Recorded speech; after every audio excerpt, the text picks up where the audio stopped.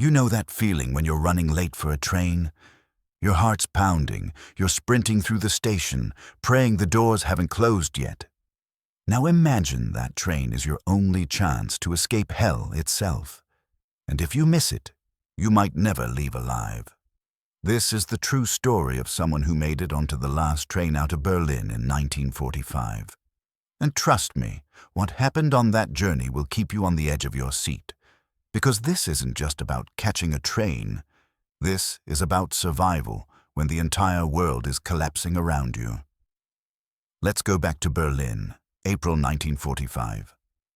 Picture this. Berlin, once the proud capital of the Third Reich, is now a smoldering graveyard. The streets that once echoed with goose-stepping boots and Nazi anthems are now filled with rubble and silence. Buildings that stood for centuries are nothing but hollow shells, their windows blown out like dead eyes, staring at nothing. The air tastes like ash and death. Everywhere you look, there are reminders of what this city has become. Charred vehicles line the streets, unexploded bombs sit in craters, waiting to kill someone unlucky enough to step too close. Bodies lie where they fell, some covered with blankets, others just there. This is what happens when a 1,000-year Reich lasts exactly 12 years. The Soviet Red Army is closing in from the east. You can hear the artillery getting louder every day, every hour. It's not a distant rumbling anymore. It's a constant thunder that shakes the ground beneath your feet. And everyone knows what's coming. The Soviets have fought their way from Stalingrad to Berlin, and they remember every atrocity the Nazis committed on Soviet soil.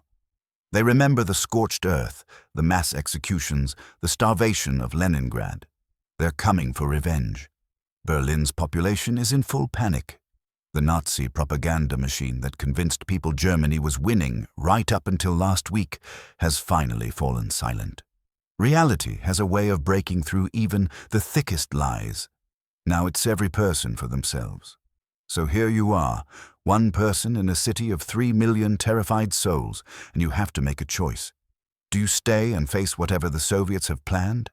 Or do you risk everything to escape? Staying means uncertainty. Maybe the Soviets will be merciful. Maybe they'll just occupy the city and life will go on. Maybe, but the stories filtering back from the Eastern territories tell a different tale. Stories of reprisals, of violence, of entire populations displaced. Stories that make your blood run cold. Leaving means abandoning everything, your home, your possessions, your entire life, everything you've built, everything you know. But leaving also means hope, a chance at survival, a chance at a future. The rumors have been swirling for days now. There's going to be one last train, one final evacuation heading west toward the American and British lines. After that, the rail lines will be cut. The Soviets will complete their encirclement. Berlin will become a cage. You have to decide, and you have to decide now. The thing is, thousands of other people are making the same decision. And there's only one train. Getting to the train station is its own nightmare. The city's infrastructure has completely broken down. No buses, no trams. Even if they were running, the streets are impassable in most places. Mountains of rubble block entire avenues. Bomb craters force you to take long detours. You're walking through what used to be your neighborhood, and you barely recognize it. That bakery where you bought bread every morning. Gone. Just a pile of bricks and twisted metal. The park where children used to play. Now it's full of trenches and makeshift anti-aircraft positions, abandoned when the soldiers realized there was no point anymore. Every few blocks, you see another desperate scene. Families loading whatever they can carry onto carts. Old men pulling wagons piled high with random possessions, like they can't decide what matters anymore, so they're taking everything. A woman sits on a broken wall, just staring at nothing. She's given up. You keep moving. The sound of artillery is getting closer. You can feel the ground shake with each impact. Somewhere in the distance, there's the rattle of machine gun fire. Are the Soviets already in the city? Is it German soldiers fighting amongst themselves? You don't know, and you don't wait to find out. You just keep walking toward the station. Your legs are already tired, and you haven't even made it halfway.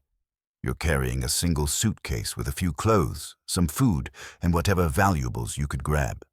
Everything you own, reduced to what you can carry. Is it enough? Is it too much? There's no way to know, and then you turn a corner and see the station in the distance. But what you see makes your heart sink. There are thousands of people. Thousands. The entire plaza in front of the station is a sea of desperate humanity. Families with children, elderly people barely able to stand, soldiers who've deserted, women clutching babies, everyone with the same terrified look in their eyes. Everyone trying to get on that train. You push your way closer, and the noise hits you like a physical force. People shouting, crying, arguing. Children wailing. The sound of panic given voice. Near the entrance, there are still a few officials trying to maintain some kind of order. They're checking papers, creating lists, trying to implement some system for who gets on and who doesn't. But the system is falling apart before your eyes. Someone shouts that the train is already full. The crowd surges forward. People are pushing, shoving, fighting for position. An old man falls, and people just step over him, too desperate to stop and help. This is what the end of civilization looks like. You clutch your suitcase tighter and force your way forward. You've come this far. You're not turning back now. The officials are overwhelmed. Their careful lists and procedures are meaningless in the face of this chaos. People are slipping past them, forcing their way onto the platforms. You show your papers to a harried official who barely glances at them before waving you through. He looks exhausted, defeated. He knows this is futile, but what else can he do? You're through. You're on the platform, and there it is. The last train out of Berlin. It's not what you expected. This isn't some passenger train with neat rows of seats and dining cars. This is whatever rolling stock they could scrape together for this final evacuation. Freight cars, cattle cars. A few actual passenger carriages mixed in, already packed beyond capacity, and every single car is absolutely crammed with people. You can see faces pressed against windows, people standing shoulder to shoulder in the aisles. Some cars have people literally hanging out the doors, clinging to the sides, sitting on the roofs. This train isn't designed to carry this many people, not even close, but no one cares about capacity limits anymore. You push toward the nearest car, and someone grabs your arm. A woman with 2 small children, her eyes pleading. "Please," she says, "help me get my children on." You look at her kids. They can't be more than 5 and 7 years old. They're terrified. Around you, similar scenes are playing out. Families being separated. People making impossible choices. A man lifts his elderly mother toward an open door, begging someone inside to pull her up. Someone does, but there's no room for him. He steps back, and you see him resign himself to his fate. He's given his mother a chance. That's all he could do. You help the woman with her children, boosting them up into a freight car. Hands reach down and pull them in. The woman scrambles up after them. She looks back at you, gratitude mixed with guilt on her face. Now it's your turn. The freight car is already impossibly packed, but you grab the edge of the door and pull yourself up. Hands push you from behind. Others pull you from inside. You tumble into the car, landing on your suitcase, which immediately pops open, spilling your belongings. You scramble to gather them up while people step over and around you. There's no room to stand up straight. There's barely room to breathe. The smell hits you immediately. Sweat, fear, and too many unwashed bodies in too small a space. It's going to be a long journey. You find a tiny spot near the wall and wedge yourself in. Your neighbors are a young couple on one side and an old man on the other. None of you speak. What is there to say? Outside, the chaos continues. More people are still trying to board. The officials have given up any pretense of control. It's pure survival now. You hear a whistle blow. Someone shouts that the train is about to leave. The surge toward the train intensifies. People are literally fighting each other to get aboard. You see a soldier using his rifle to push people aside so he can climb up. More whistles. The sound of the engine building steam. The train lurches forward slightly, then stops. People scream.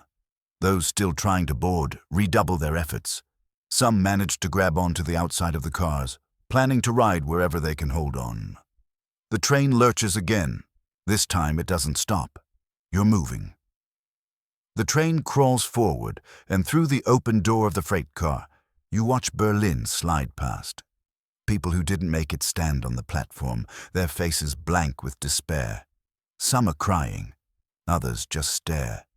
You realize you're looking at people you've just condemned to whatever fate awaits them when the Soviets arrive.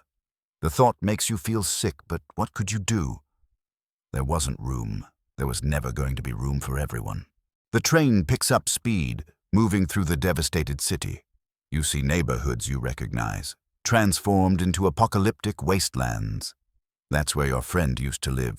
That pile of rubble was once a school. That burned-out church was where you attended Christmas services as a child. All of it gone. The train passes through areas still burning from the latest air raids. Smoke drifts across the tracks, and for a moment, everything is gray and ghostly. Someone in the car starts crying. Others are praying. The old man next to you is muttering something under his breath over and over. You can't make out the words. The artillery sounds different now. You're leaving it behind, but you can still hear it, a constant reminder of what's happening to the city you're escaping. Berlin disappears into the smoke and distance, and you realize you're probably never coming back. The train settles into a rhythm, the wheels clattering over the tracks. Under normal circumstances, the journey west would take a few hours, maybe half a day. But these aren't normal circumstances. The rail network is in ruins. Whole sections of track have been bombed. Bridges are down. The route the train is taking has to wind around the destruction, adding hours to the journey. And then there's the constant threat from the air. Allied planes control the skies. They're targeting anything that moves, assuming it's German military. A train like this, packed with refugees, they might not realize what it is until it's too late. So the train moves slowly, cautiously. Sometimes it stops for no apparent reason, waiting in the middle of nowhere while the engineer scouts ahead or waits for some signal that it's safe to proceed. During these stops, the silence is eerie. You can hear people breathing, shifting, trying to find more comfortable positions in the cramped space. Someone's stomach growls loudly, and there's embarrassed laughter. The young couple next to you whispers to each other. You catch fragments of their conversation. They're newlyweds, married just 2 weeks ago. They're trying to reach her parents in the West.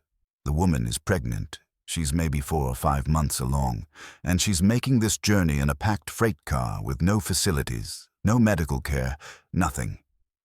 The husband holds her hand, and you can see the fear in his eyes every time she winces. You offer them some of your water. They accept gratefully. These are the people you're sharing this journey with. All of you fleeing the same nightmare, all hoping to reach safety, if safety even exists anymore. Several hours into the journey, the train comes to a complete stop. Not one of those cautious pauses. A full stop. The engine shuts down. In your freight car, people start murmuring anxiously. What's happening? Why have we stopped? Are we there? You're definitely not there. Through the open door, you can see nothing but empty countryside, fields that would be green in peacetime but are now overgrown and wild, dotted with the wreckage of war. Someone climbs down to investigate. Word filters back through the cars. The tracks ahead are damaged. The engineer is assessing whether we can proceed or need to take a different route. People groan. Some start arguing about what should be done, as if any of them have any control over the situation. You take the opportunity to stretch your legs. Your muscles are screaming from being cramped in one position. Others have the same idea, and soon dozens of people are milling around beside the train. It's the first time you've really looked at who's on this train with you. There are people from every walk of life. Wealthy businessmen in now dirty suits standing next to farmers in work clothes. Women in fur coats next to women in plain dresses. Nazi officials trying to look inconspicuous next to people who probably suffered under those same officials. War is the great equalizer. None of those distinctions matter now. A woman asks if anyone has food to spare. She has 3 children and they haven't eaten since yesterday. People share what little they have. A piece of bread here, some dried meat there. Someone has a radio and is trying to get news. Static mostly, but occasionally fragments of broadcasts break through. The war is ending, that much is clear. But the details are confused, contradictory. Hitler might be dead, or he might be in his bunker directing a final defense. The Americans are advancing. The Soviets are in Berlin. Germany is about to surrender. Germany will never surrender. Who knows what's true anymore? The engineer returns with news. They can proceed, but slowly. The track is damaged but passable if they're careful. Everyone climbs back aboard. The train lurches into motion again. You settle back into your tiny space and try not to think about how much farther you still have to go. As evening approaches, the temperature drops. The freight car offers no protection from the cold. People huddle together for warmth, strangers pressed against strangers out of necessity. The pregnant woman is shivering. Her husband has given her his coat, but it's not enough. You offer your blanket. Together, you and several others create a small cocoon of warmth around her. She smiles weakly. Thank you. These small acts of kindness are all that separate you from complete savagery. In the midst of all this horror, people are still trying to help each other, but not everyone. In one corner of the car, you've noticed a man who hasn't shared anything with anyone. He has a large bag that he guards jealously, and he's been eating from it periodically without offering even a crumb to those around him. People glare at him, but no one says anything. Maybe he has family waiting for him and needs to conserve his supplies. Maybe he's just selfish. Either way, it doesn't matter. Everyone's too exhausted to start a fight. As darkness falls completely, the train slows even more. Running without lights to avoid attracting attention, the engineer has to navigate almost blind. In the freight car, someone starts singing, quietly at first, then others join in. An old folk song, something everyone knows from childhood. It's beautiful and heartbreaking at the same time. This is what you're fighting to preserve. Not the Nazi regime or the war or any of that.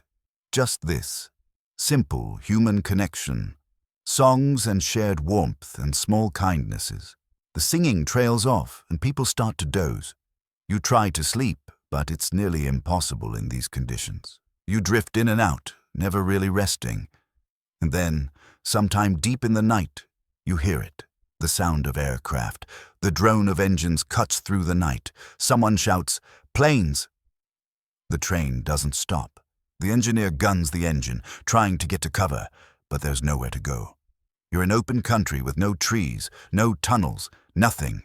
You're completely exposed. Through the open door of the freight car, you see lights in the sky. Flares dropping slowly on parachutes, illuminating the landscape in harsh white light. The train is lit up like it's daytime. "They see us!" someone screams. People panic. Some try to jump from the moving train. Others press themselves against the floor of the freight car, as if the thin wooden walls could protect them from cannon fire. The young husband throws himself over his pregnant wife, trying to shield her with his body. You hear the planes diving, the scream of their engines getting louder. This is it. This is how it ends. You survived Berlin, you made it onto the train, and now you're going to die in a freight car in the middle of nowhere, killed by Allied planes that don't realize they're shooting at refugees. The first burst of machine gun fire rakes the train. You hear the impact of bullets punching through metal and wood. Someone in your car screams. You can't tell if they're hit or just terrified. The train lurches as the engineer slams on the brakes. You're thrown forward, slamming into the people in front of you. Your suitcase goes flying. The planes make another pass. More gunfire. This time you hear the heavier thump of cannon rounds. One of the passenger cars near the front of the train explodes. You see the flash through the door, hear the boom, feel the shock wave. People are screaming now. Pure terror. The planes circle around for another attack, but then, as suddenly as it started, it stops. The planes bank away, their engines fading into the distance. Maybe they ran out of ammunition. Maybe they realized what they were shooting at. Maybe they were called off to another target. You don't know and you don't care. You're alive. The train sits motionless on the tracks. Slowly, cautiously, people emerge from the cars to assess the damage. It's bad. The passenger car that took the direct hit is completely destroyed. Bodies lie among the wreckage. You force yourself to look away. Other cars have bullet holes stitched across them. Miraculously, most people seem to have survived, but not all. You hear crying from several cars. People have been wounded, some seriously. A man who was riding on the roof of one of the cars fell off during the attack. He's lying beside the tracks, his leg bent at an unnatural angle. People gather around him trying to help, but there's no doctor, no medical supplies. They do what they can, which isn't much. In your own car, you check on those around you. The pregnant woman is shaken but unharmed. Her husband has a cut on his forehead from being thrown against the wall, but it's not serious. The old man next to you is praying again, thanking God for sparing him. Not everyone was so lucky. You count at least 3 people in your car who were hit by bullets or shrapnel. One is clearly dead. The other 2 are badly wounded. People try to help them, tearing clothes into makeshift bandages, sharing water. But without real medical care, their chances aren't good. The selfish man with the hoarded supplies surprises everyone by pulling medical items from his bag. Bandages, antiseptic, even some morphine. He's a pharmacist, and he's been carrying these supplies for exactly this situation. You feel ashamed for judging him earlier. He works on the wounded with quick, efficient movements. One of them might make it. The other is too far gone. The pharmacist gives him morphine to ease the pain and shakes his head sadly. The man dies 20 minutes later. His body is gently laid beside the tracks. There's no time for a proper burial. No tools to dig with anyway. Someone says a prayer over him. That's all they can do. After an hour, the engineer determines that the train can continue. The destroyed passenger car is uncoupled and left behind. Everyone who can fit is redistributed to the remaining cars, which are now even more crowded than before. But no one complains. You're alive. The train is moving. That's all that matters. The sun rises on a grey, cold morning.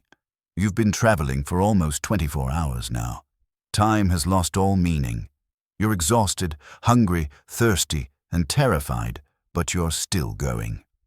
The landscape passing by the open door is desolate. You see abandoned villages, burned-out vehicles, the occasional body. This is what war leaves behind. Someone asks where you are. No one knows for sure. Somewhere in eastern Germany, heading west. That's as specific as anyone can get. The train stops periodically, sometimes to assess the tracks, sometimes at small stations where a few lucky people manage to acquire some food or water. At one stop, a group of German soldiers tries to commandeer the train. They're retreating from the Soviet advance and want transport. The engineer refuses. This train is for civilians. The soldiers threaten him with their weapons. And then something amazing happens. The refugees stand up to them. Dozens of people climb down from the train and form a barrier between the soldiers and the engineer. "This train is for families," someone shouts. "For children and old people. Find your own way." The soldiers could easily overcome the crowd. They have guns, but they'd have to shoot unarmed civilians, and even after everything that's happened, they can't bring themselves to do that. They back down and leave. The engineer thanks everyone and fires up the engine again. That moment of solidarity, of ordinary people standing up against armed soldiers, gives you hope. Maybe humanity hasn't been completely destroyed after all. The hours blur together. Stop, start, stop, start. The train crawls westward at a pace that seems agonizingly slow. You've lost track of how long you've been traveling. A day, 2 days, more? Your body aches, your throat is parched, you've run out of food, and the water you've been sharing with others is almost gone. The pregnant woman is having contractions. They're irregular, probably Braxton Hicks, but everyone is worried. If she goes into real labor on this train, there's nothing anyone can do to help. Her husband looks terrified. He whispers to you that this is their first child. He doesn't know what to do. You don't either, but you try to reassure him. Women have been giving birth for thousands of years, you say. She's strong, she'll be fine. You hope you're right. The old man next to you hasn't said much, but during one of the long stretches, he starts talking. He tells you about his life. He was a teacher, history. He spent 40 years teaching young people about the past. And I failed, he says quietly. I taught them history, but I didn't teach them to learn from it. And look where we are now. You don't know how to respond to that, he continues. I'm 73 years old. I've lived through 2 world wars. 2. How is that possible?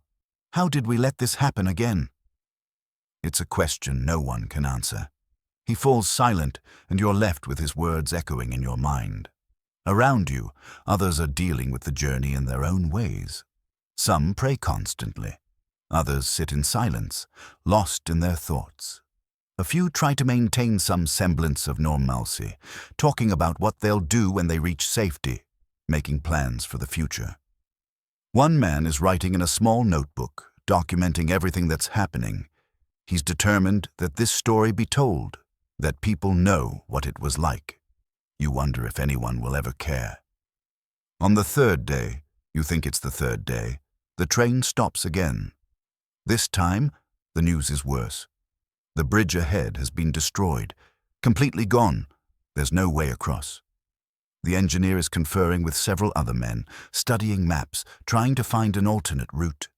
It looks hopeless. Some people start to despair. One woman breaks down completely, sobbing that they're all going to die here. But then, someone remembers there's a small rail line that branches off a few miles back. It's a longer route, much longer, but it might still be intact. The decision is made to backtrack and try this alternate route. The train reverses, traveling back the way it came. You watch the same devastated landscape pass by in the opposite direction. The detour adds hours to the journey, maybe a full day. Your supplies are completely exhausted now. Everyone is hungry, tired, and increasingly desperate. At a small town along the detour route, the train stops and the engineer makes an announcement. He needs to take on water for the engine, and he's going to give everyone 30 minutes to try to find food and water. 30 minutes, that's all. People practically fall out of the cars in their haste. You join the rush into the town. It's been abandoned, or mostly abandoned. A few old people peer out from windows, too scared or too tired to flee. You find a small shop that's been looted but not completely emptied. There are a few cans of vegetables on a high shelf, overlooked by previous scavengers. You grab them. Outside, you find a working water pump. You fill every container you have. Other people are doing the same, scavenging whatever they can find. There's a desperate, frantic energy to it all. Someone finds a cellar full of preserved foods. Word spreads, and people converge on it. There's nearly a riot as people grab jars and cans. The whistle blows. 15 minutes left. You make it back to the train with your meager supplies. Others return with similar small victories. One woman found a whole sack of potatoes. She's sharing them with everyone in her car. The whistle blows again. Time's up. Not everyone makes it back in time. You see several people running toward the train as it starts to move. Some make it, hands reaching down to pull them aboard. Others are left behind, standing in the middle of the town, watching the train disappear. You feel guilty, but what can you do? The train picks up speed, its version of speed anyway, and continues on its new route. On the 4th or 5th day, you've completely lost track. Something changes. The sound of artillery has faded. You can't hear it anymore. You're far enough west that the front lines are behind you. The landscape starts to look different too. Less devastated. You pass through areas that have been touched by the war but not destroyed by it. You even see some fields that are being tended, farmers going about their work as if the world isn't ending. It seems impossible. How can life be continuing normally just 100 miles from the apocalypse you escaped? But there it is. The train stops in a larger town, one that's actually functioning. There are American military vehicles in the streets. You've reached Allied-controlled territory. People cheer, some cry. The relief is overwhelming. American soldiers approach the train. They look shocked at what they see. Cars full of starving, exhausted refugees. They immediately start organizing food and water distribution. You receive a canteen of water and a ration bar. It tastes better than anything you've ever eaten. The soldiers are trying to figure out what to do with a train full of refugees. They make phone calls, consult maps, talk among themselves. Finally, they announce that the train can continue. They're going to escort you to a displaced persons camp where you can receive proper food, medical care, and shelter. The pregnant woman is taken off the train here. She's going into real labor now. The Americans promised to take care of her. Her husband wants to stay with her, but she insists he continue to her parents' town. They're so close now. He should go tell them what's happened, bring them back. He agrees reluctantly. You watch the couple separate, possibly for the last time. You hope she survives. You hope the baby survives. You hope they all find each other again, but you don't know. The train starts moving again, now with an American jeep driving alongside as escort. You're in American-controlled Germany now, and it's like entering a different world. Yes, there's still war damage. Yes, there are still refugees and displaced people. But there's also order. There are functioning systems. There's hope. The train passes through towns where people are starting to rebuild. You see civilians clearing rubble, repairing buildings. Life is beginning again. It's surreal after what you've been through. The old teacher next to you watches it all with tears in his eyes. We survived, he says. We actually survived. But not everyone did. You think of the people left behind in Berlin, the ones who didn't make it onto the train, the ones killed in the air attack, the man who died from his wounds. Survival feels like a gift you didn't earn. The train makes its final stop at a displaced persons camp set up by the Americans. It's a sprawling collection of tents and temporary buildings filled with thousands of people who fled from the east. It's crowded and chaotic, but it's safe. And that's all that matters. You climb down from the freight car that's been your home for the past several days. Your legs barely support you. The young husband helps you, and you help the old teacher. American soldiers and aid workers are everywhere, registering people, distributing supplies, providing medical care. You get in line. When it's your turn, they ask your name, where you're from, if you have family. They take your information and give you a number. You're no longer a person with a history and an identity. You're a displaced person, a refugee, a number in a system designed to process thousands of people just like you. But you're alive. The displaced persons camp becomes your new reality. It's not comfortable. You sleep in a tent with 30 other people. The food is basic, mostly American military rations supplemented with whatever else the aid organizations can provide. The sanitation facilities are primitive. But compared to that freight car, it's luxury. You spend your days standing in various lines. Line for food, line for medical checks, line to register for family tracing services, line for everything. The camp is full of stories like yours. Everyone has survived something terrible. Everyone has lost something. You meet people from all over Eastern Europe. Germans fleeing the Soviet advance. Poles displaced by the war. Jews who survived the concentration camps. Former prisoners of war. All of you thrown together in this temporary limbo. The old teacher finds you one day. He's been assigned to help with the camp school. They're trying to provide some education for the children here, and they need teachers. He's found a purpose again. The young husband has received news. His wife survived. She had a baby girl. They're both healthy. He's been given permission to go back and bring them to the camp. He thanks you for your help on the train and leaves, his step lighter than you've seen it in days. You're happy for him. You also register with the family tracing service. You have family somewhere in the West. An uncle. Maybe he survived. Maybe you can find him. Maybe you can start to build a life again. The days turn into weeks. The camp becomes familiar. You make friends, establish routines. It's still temporary, still uncertain, but it's stable. And stability is something you haven't had in a very long time. One evening, you find yourself thinking back on the journey from Berlin. How many days were you on that train? 5, 6. Time was so distorted that you're not even sure. But you know that it changed you. You left Berlin as one person and arrived here as someone different. You've seen things you'll never forget. You've witnessed both the worst and the best of humanity. The panic and selfishness, the violence and fear, but also the kindness, the solidarity, the small acts of compassion that kept everyone human. The man who gave up his place on the train for his mother, the pharmacist who shared his medical supplies, the people who stood up to the soldiers, the woman who shared her potatoes. All of it matters. All of it means something. You survived a journey that many others didn't. That fact will weigh on you for the rest of your life. Survivor's guilt, they'll call it later. But right now, it's just a heavy feeling in your chest. Why did you survive when others didn't? There's no good answer to that question. You were lucky, that's all. Lucky to have heard about the train in time.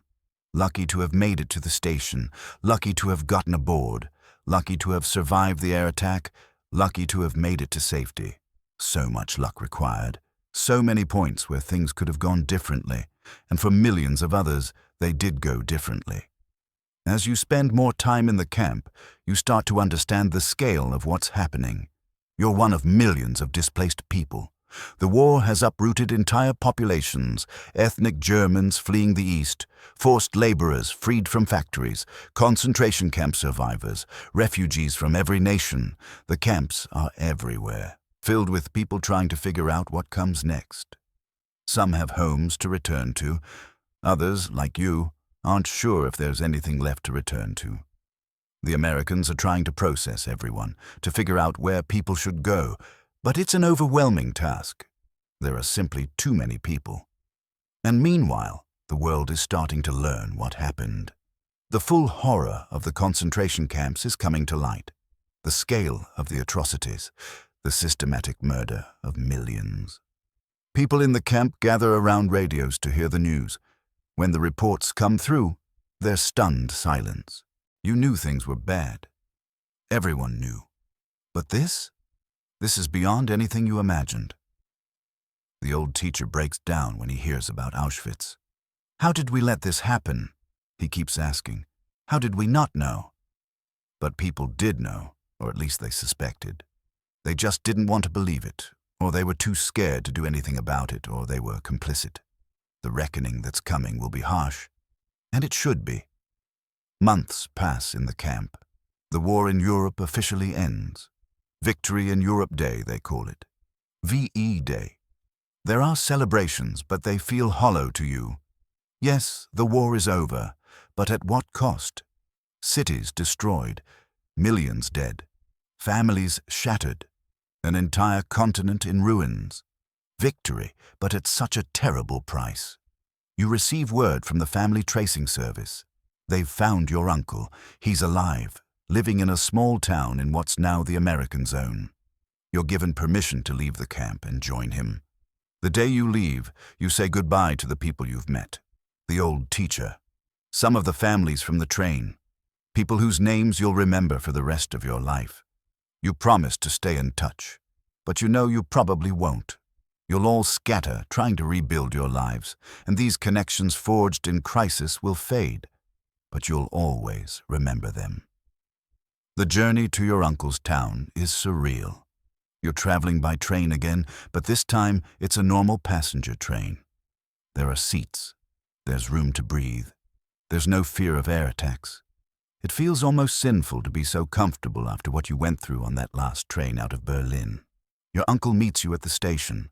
He's older than you remember, worn down by the war years, but he's alive. He embraces you, and you both cry. He's set up a small place for you in his home. It's not much, but it's yours. A bed, a window, a door you can close.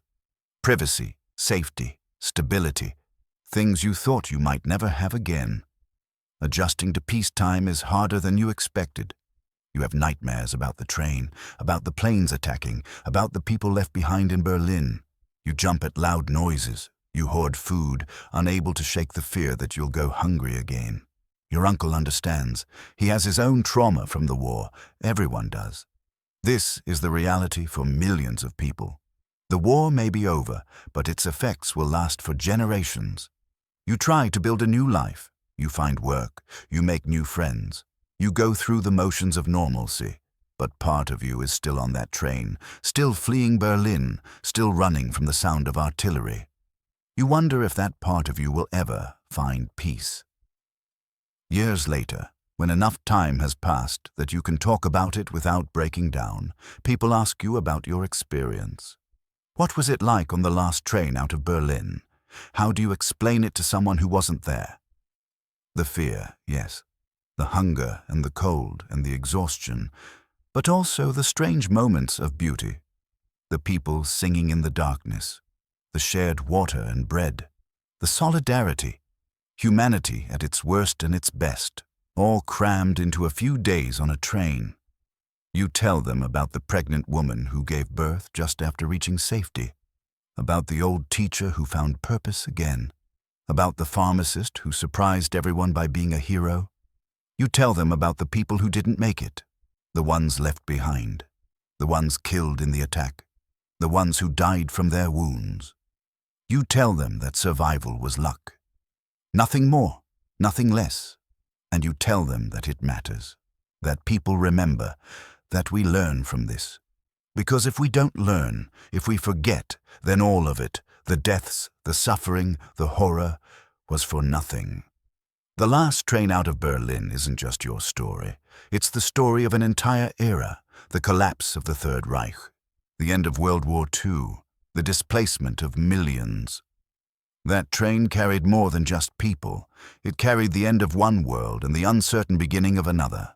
Everyone on that train was running from the past and toward an unknown future. None of you knew what was waiting. You just knew you had to move forward, and you did. The world rebuilt, Germany rebuilt. The displaced persons found new homes or returned to old ones. Life went on, because that's what life does. But the scars remained. They always do. Today, there are fewer and fewer people alive who remember those days, who remember what it was like to flee a dying city on a packed freight car, who remember the sound of artillery getting closer and the terror of planes overhead. Soon, there will be no one left who remembers firsthand. That's why stories like this matter. Why they need to be told and retold. Why we can't let them fade into history books and statistics. Because these weren't just historical events. They were real people living through impossible situations. People who loved and feared and hoped and suffered. People like you. If there's one thing you want people to understand about the last train out of Berlin, it's this. War destroys everything it touches. Not just buildings and cities. People, lives, futures. The men and women on that train had plans. They had careers, families, dreams. All of it was shattered by decisions made by people in power who valued ideology over humanity. And once the war started, there was no stopping it. It had to burn itself out, consuming everything in its path. Millions dead, millions more displaced, an entire continent in ruins. For what? You still don't have a good answer to that question.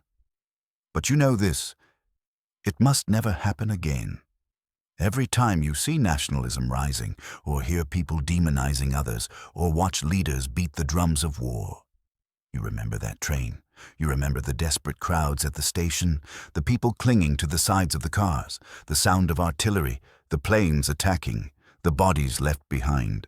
And you speak up, because you survived, and survival comes with a responsibility, the responsibility to remember, to tell the story, to make sure the next generation understands what war really means.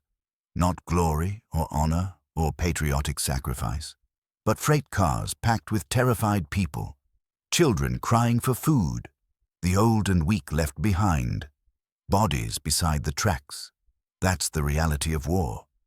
And if the story of that last train out of Berlin can help even one person understand that, then maybe, just maybe, it was worth surviving to tell it. You're old now. The journey on that train was a lifetime ago, but you still remember it like it was yesterday. The faces, the sounds, the fear, the hope, all of it still vivid, still real. Sometimes you wonder about the others. What happened to the pregnant woman and her baby? Did the old teacher continue teaching? Did the pharmacist make it to wherever he was going? You'll never know. Your paths diverged after the camp, and you never crossed again. But somewhere out there, maybe some of them are still alive, still carrying their own memories of that journey, still remembering the last train out of Berlin. And maybe, like you, they're telling their stories, making sure the next generation knows, making sure it's never forgotten, because that's how we honor those who didn't survive. By remembering, by telling the truth, by making sure the lessons are learned. The last train out of Berlin carried you to safety, but it also carried the weight of history, the end of an era, the cost of war, the resilience of the human spirit. All of it matters. All of it must be remembered. So, there you have it. The true story of the last train out of Berlin in 1945. A journey of just a few days that spanned a lifetime. A story of survival against impossible odds. A testament to both the worst and best of humanity. If this story moved you, if it made you think, if it helped you understand even a little bit what that generation went through, then do me a favor. Share it. Tell others. Keep the memory alive. Because these stories matter. These voices matter, and as long as we remember, as long as we learn, there's hope that we won't repeat the mistakes of the past. Thanks for watching. And never forget, hit that subscribe button if you want more real history, told honestly, with all its horror and hope intact. Drop a comment and let me know what you think. And remember, history isn't just dates and facts. It's people. Real people living through real events, just like you and me. See you in the next one.